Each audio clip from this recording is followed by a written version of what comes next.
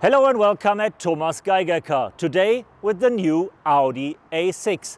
After the Lord of the Rings had a long pause and a long break without any new cars for almost 2 years, now it's like in a cookie factory.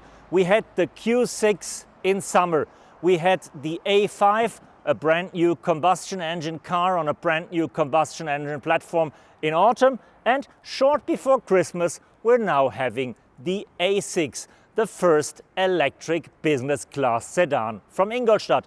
And no, it's not the Sportback only, it's coming in a double with the Avant. It's the first electric Avant from Audi and the car that interests European business people the most. If you want to know all the details about the two cars, join me in my first test drive here at Thomas Geiger Car.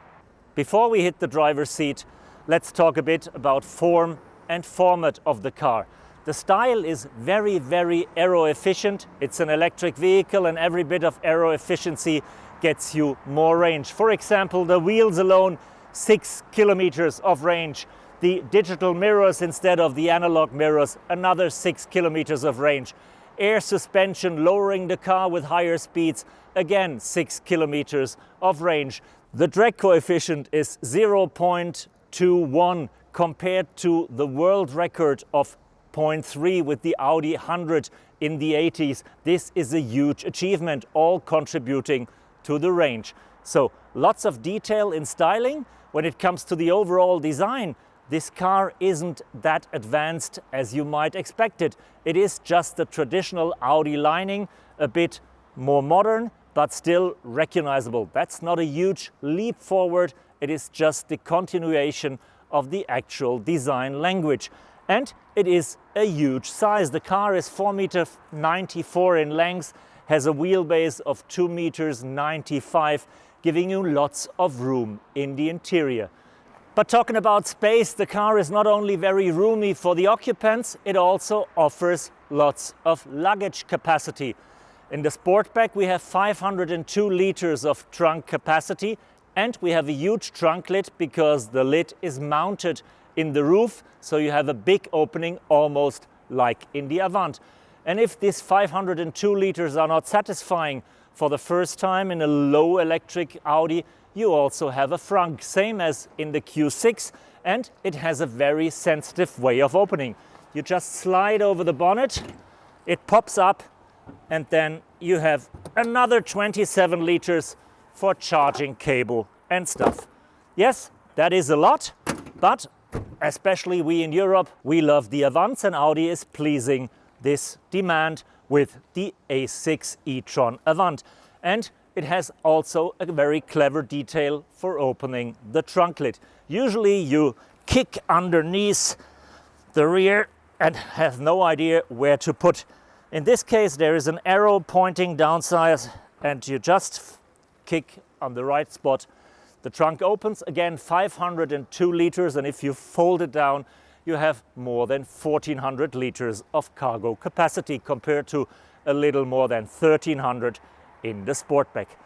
But that's it with the theory for now. The proof of the pudding is in the eating, the proof of a car is in the driving. So join me on the first spin in the new Audi A6. When it comes to driving, you immediately feel at home behind the wheel of the A6 and you would recognize it as an Audi even blindfolded. No, better don't go driving blindfolded, because still you have to look at the road even with all the driver assistance systems that Audi has installed. And the head-up display that I'm watching right now plays a huge part of it.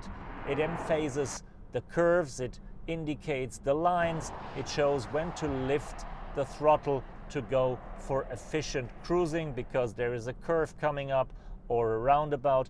It just helps you a lot. But nevertheless, there is lots of driving pleasure behind the wheel, so you don't let the assistance systems do all their work alone.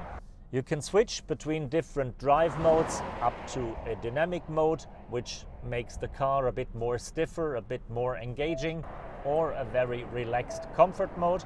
And then you can also feel the benefits of the progressive steering that changes the ratio when the corner gets tighter.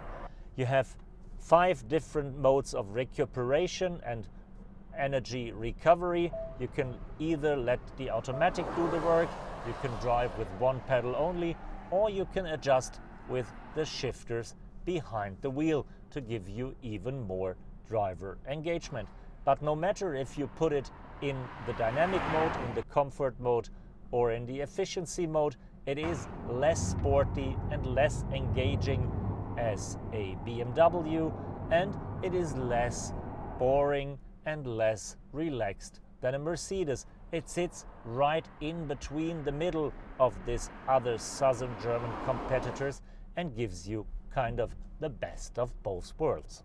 When we look at the interior, it almost feels familiar already, because we have the same setup that we know from the Q6 and basically also from the A5.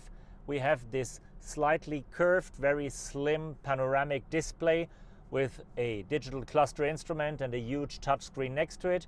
We have the almost mandatory passenger display, and since we have the digital mirrors, we also have 2 displays in the door, opening our eyes towards the outside and the backside. Other than that, we have rarely any buttons anymore. All is done with sensor fields, like in the steering wheel, like on the center console for the drive modes, and like on that new island in the door panel where you operate the light and the mirrors. At least the power lifters for the windows still have conventional buttons. Same as with the outside, where you can individually program your daylight signature and the way your rear light shines. Audi is also playing with the light in the interior. They're not only using it for ambient lighting, no, they're also using it for communicating with the driver. For example, if you set the indicator, you will see green light bars flashing in there. If there is a hazardous situation, it will become red. If a phone call is coming in, it will become blue. So there is lots of things going on with the light, and Audi is making use of another communication channel between car and driver. When it comes to the drivetrains, Audi is offering a wide selection, an even wider selection than in the Q6, at least for the starting lineup. We have 4 different variants combined with 2 body styles, makes a starting line of 8 cars for the beginning. Base model is the Audi A6 e-tron with no suffix and a 210 kilowatts, 286 horsepower motor in the back, propelling the car from 0 to 100 in 6.0 seconds, allowing a top speed of 210 kilometers per hour.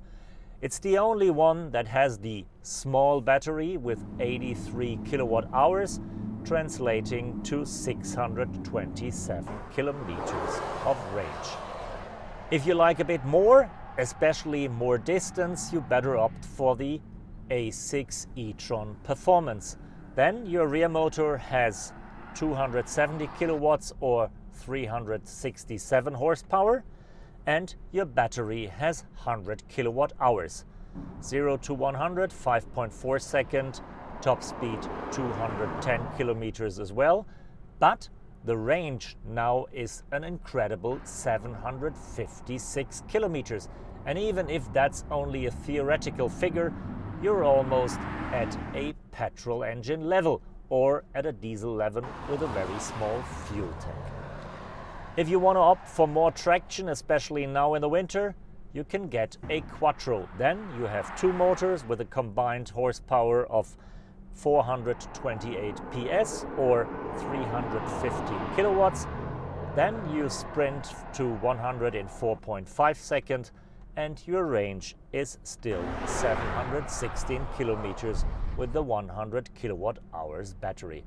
And while a very, very sporty RS6 is still on the horizon, and you have to be a little bit patient, you can kill the time with a not less sporty S6 at least. Then you have 405 kilowatts or 551 horsepower. You're allowed to go 240 kilometers per hour instead of 210. You'll make the sprint from 0 to 100 in 3.9 seconds, and your range is still quite impressive with 675 kilometers. An Audi is not only fast on the road, but also fast at the charger, at least if you charge at a public charger with DC power. Then power is up to 270 kilowatts. You can gain the energy for more than 300 kilometers in 10 minutes, and the charge from 10 to 80% is done in 21 minutes. At least that's what's Audi claiming. If you charge at home, the story is a little different. Then it's gonna become a bit boring because Audi only installed an 11 kilowatt charger in the PPE platform. This is a bit outdated and it's definitely not premium. Audi is knowing that already, and they promised they will deliver 22 kilowatt AC power pretty soon. We have one really cool feature in the A6 Avant interior, and that's the panoramic roof. Not only because of its huge size, but also for its smart technology, because Audi has not installed any shades to block the sun. No, this glass is tinting itself by the push of a button. Now it's kind of milky and the sun is blocked. If you push the button, it becomes bright in certain segments, and you can move these segments again by the push of the button. Segments here, bright, tinted, bright, tinted, or all tinted, or all bright, or whatever combination of both you want. That is really smart, and that's a bit of advantage by technology spirit.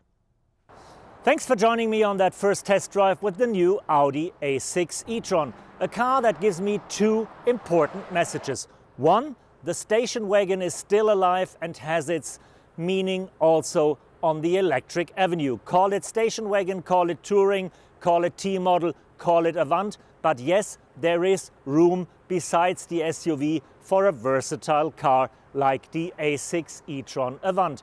And the second message, maybe even more important because that's not a European message, it's a global message.